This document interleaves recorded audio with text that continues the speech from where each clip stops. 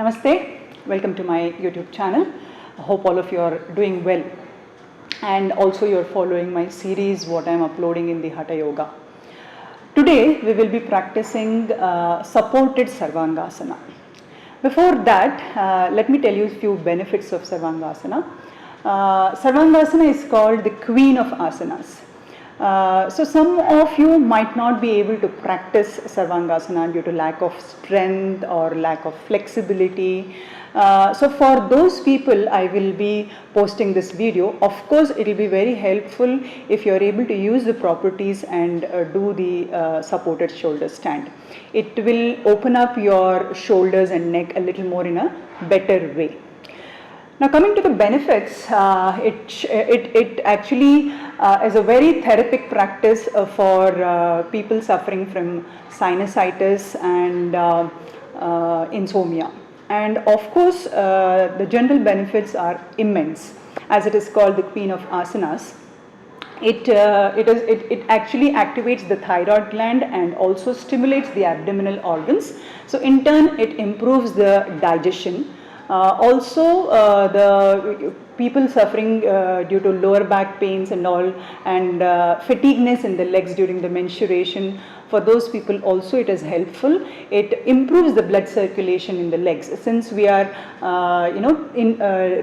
inclining the legs towards away from the gravity with the support of the chair, so it improves the blood circulation in the legs.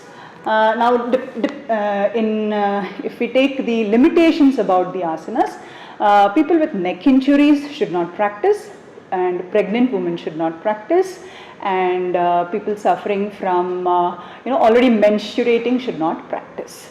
So otherwise the rest of the people can go ahead and look into the video and take this practice. So let me show you first Setu sarvangasana. Okay, with the support of the chair. So as you're seeing, this practice needs a few properties. So one of the properties is a chair which is readily available at your house. If not, this is also called as Iyengar chair. Okay, we need a block, one block. We need a strap here. Okay, and we need a blanket or some support for the upper back. Okay. So let me go ahead into the pose each step by step, break for you the pose and show you. Okay, let's see first how you are able to improve the lift of the lower back and how you are able to support the shoulder, how you can prepare your body for sarvangasana first. Okay, and after that I will show you how you can lift to sarvangasana using the properties. Okay, so let's face the chair and go close to the chair here. Okay, you can keep the blanket if you want, or else you cannot keep also, that's fine. Let's go close to the chair and slowly lie onto the back, keeping the legs on the chair. So what is the distance between the legs of the chair and the hand? You should be able to hold the handles of the chair. Okay, so let's hold the handles of the chair so that you get the rotation of the shoulders nicely. Make firm your upper back and your shoulder. Keep the chin to the chest, press the leg and slowly squeeze your buttocks and squeeze your abdomen, pressing the chair, lift the waist up. You have to hold the chair and lift the waist up and make sure the load is coming on the tricep and the shoulder, and again slowly go down. So you can prepare your back and your breathing when you lift the legs here by doing this practice before you go to complete sarvangasana. So I'll show you once again. Hold the chair with both the hands, the legs of the chair. Roll your shoulders, press your upper back, press the leg into the chair, and then slowly as you press your upper back, pulling the chin into the chest, pull the belly in, squeeze your hips and lift your waist. Try to go and come down. As a beginner, don't stay. Once you get comfortable there, then you can start holding the position for about 5 seconds, then increase it to about 10 seconds and gradually for about 15 seconds. Likewise, your shoulders will be ready and strong enough to lift in sarvangasana. Okay, so you need to go into the position, squeeze your hips, press your shoulders. Let's put the sternum a little bit towards the chin and hold it up. So we'll stay here for about 5 to 10 seconds. Keep squeezing the glutes and keep holding the handles of the chair. And then slowly drop down, gradually. Take a few seconds to relax here. And then slowly turn around to come back. So as you can see, this pose allows you to open up the shoulder better, okay? And it also strengthens the upper back. So once you get the confidence and the proper direction of your hip and your waist practicing here, then we will move into the complete sarvangasana. Again, we are going to use the properties here. The same chair, we will use a mat, we will use a block, and we will use a strap. Now, why we are using the strap? To lock the elbows. Okay? So, what is the distance you have to keep the strap? The loop is your shoulder distance. Okay? Shoulder to shoulder, what is the strap distance? That should be the locking distance for your elbows. Okay? And what should be the distance you should be lying away from the chair is when you lie on the chair, on the floor. You have to see that a hand distance away from the floor you are lying. So this is elbow is not straight. So try to go a little more lower and try to take the distance. Okay? So ideally this should be the distance for lying away from the chair.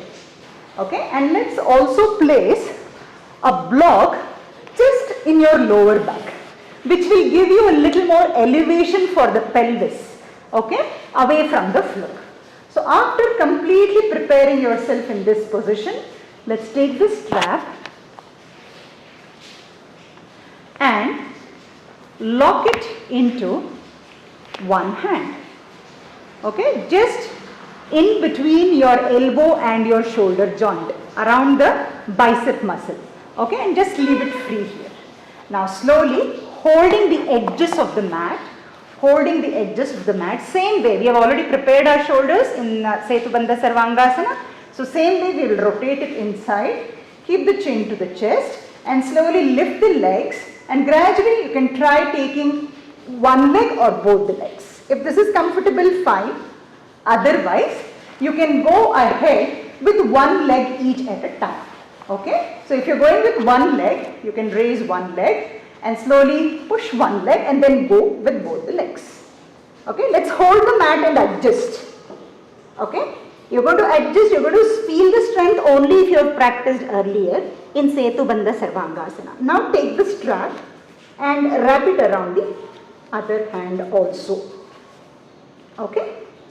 After that, you have a nice grip with the strap here. You are not going to wobble. Your shoulders are nicely open, thoracic spine is open, hip is lifted. Okay? Just keep squeezing the belly in. Hold the support as you bend through the knee in your lower back. Press, make sure your elbows are not lifting. Lift the legs up. Stay here for a few breaths. Otherwise, you can just stay here, okay, and just lift one leg up. Again, drop this down, lift the other leg up. A few days you have to practice this, okay. Do not force yourself immediately into the final posture. A few days when you get the confidence, then you have to really work for the support of the lower back from your palms, okay. Pull the belly in, raise the waist up, then gradually start lifting both the legs. If not both the legs, one leg up and the other leg up. So try to stay here. So you can see the support from the strap coming into the shoulders and the elbows. Okay. And then when you come back, you can slowly bend one leg. You have the support from the chair. Then bend the other leg. Then slowly release the strap from one hand and gradually hold the mat and slowly drop and slowly come out.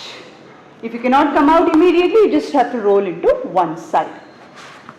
So I hope I could explain you the sarvangasana position, how you can go and how you can come out of it using the properties. It will help you a lot, especially for the people who are not able to lift up in sarvangasana.